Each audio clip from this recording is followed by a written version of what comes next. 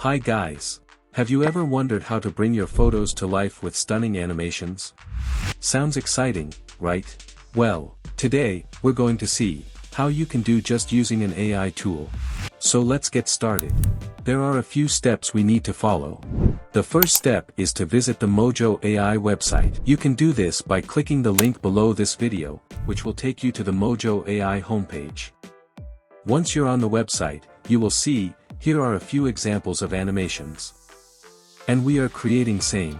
Now, let's look at our first example, animating a product photo.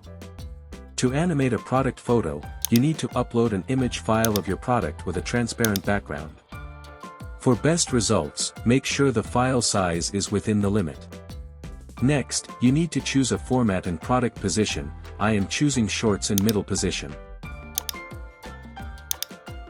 After that, click Use Image button. Next, select an AI preset for the animation. Mojo AI offers various presets like smoke, lightning, and more. Choose the one that best suits your product. Mojo AI will now create an animation based on your selected preset. This might take a few seconds.